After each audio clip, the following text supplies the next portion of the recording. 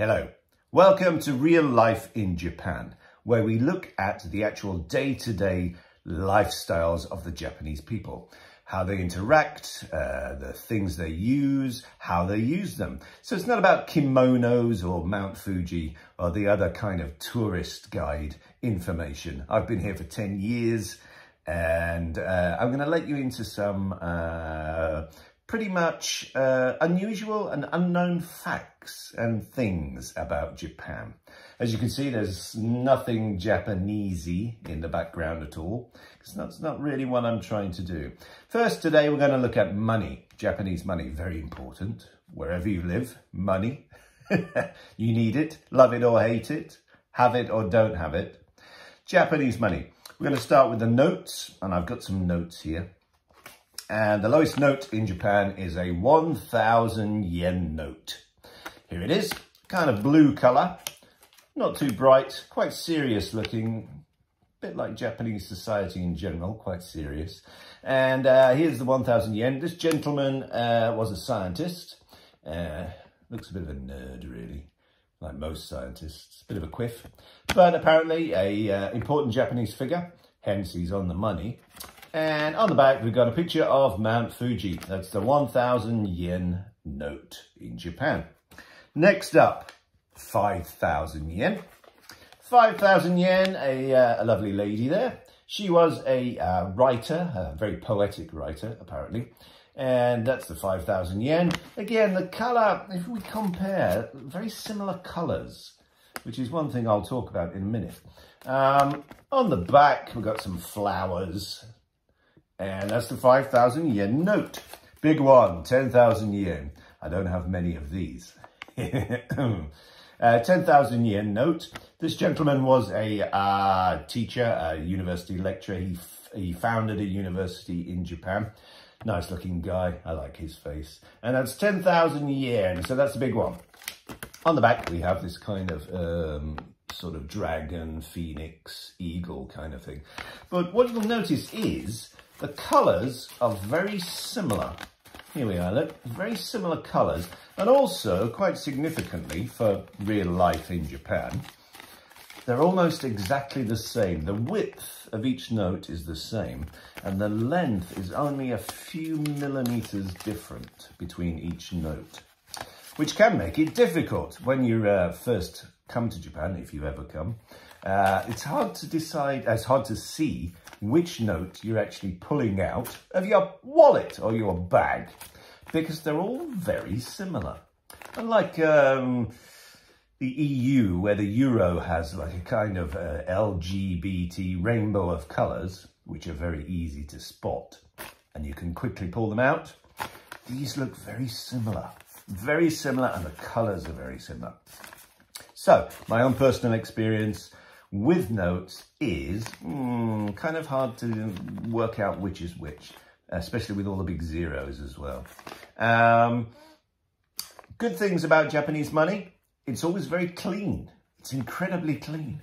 No one's drawn funny faces on the pictures or torn it and then stuck it with tape.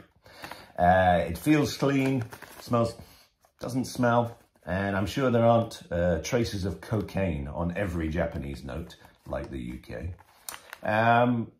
Bad things about Japanese money? Yeah, the colour, really. Colour, size and shape can be quite confusing. Something you need to learn quite quickly. Also, you may hear that Japan is a high-tech society and paperless money. Oh, paperless money everywhere. Well, it's not really true in some ways. There's a large supermarket chain called Trial, very large supermarkets, and they sell everything you could need. They also sell TVs and refrigerators. They don't accept credit cards. They don't have any credit card system at all. They only use cash. So if you go to that huge supermarket, you better take a big bundle of Japanese money with you. Also, the 100 yen stores, which are everywhere in Japan, 100 yen dollar stores, pound stores, they only accept cash as well. There are no credit card payments. Even if you spend 10,000 yen in a 100 yen store, you must pay with cash. It's always cash. So the paperless money myth, yeah, it's true and it's not true. Like a lot of things people think about Japan. Now, coins. Let's look at some coins. Let's go down from the highest value. 500 yen coin. Here we are. Let's have a close-up look. Oh, my finger's in the way, sorry.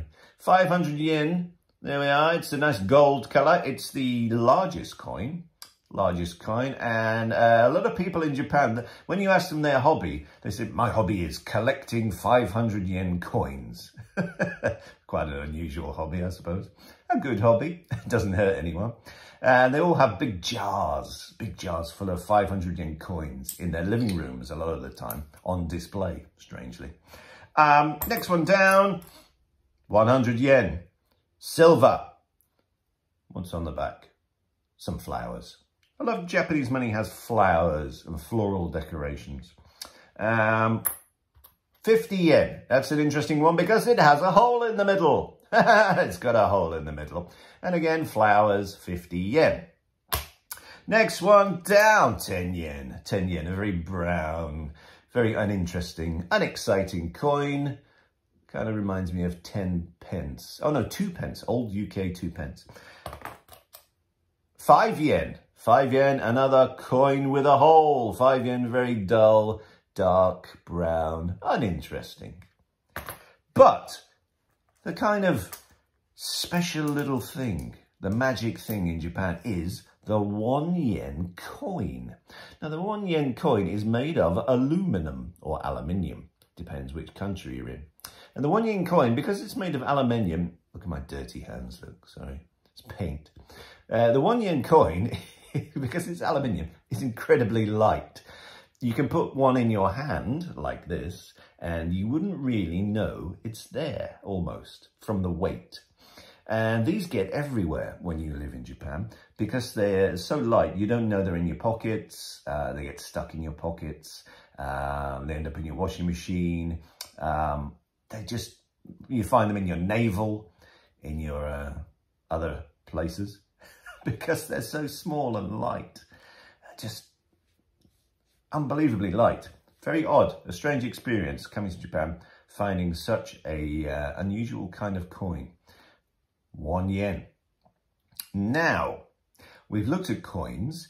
Practical realities. Well, as I say, credit cards, yeah, they're accepted, but you probably will need money. And I always carry paper money and some coins wherever I go in Japan, because it's not guaranteed to accept credit cards. So, there you go. Japanese money. If you have any questions about life in Japan, the actual practical realities, rather than have you been to Mount Fuji, what's it like? Put a question at the bottom. I'll try and get to it. Any kind of questions you have about life in Japan, about what they use, what they eat. I say they, sorry. What people use, what people eat, what people do. Ask a question and I'll make a video about it to let everyone know. So, real life in Japan, breaking the myths and mythology, mostly basically dealt out by journalists and TV companies. Because they like the crazy things, you know, the odd, wow, look at this, crazy Japanese people. Oh, I'm afraid the reality is very, very different. But we'll find out and I'll show you. It's interesting, but different. Thanks for watching.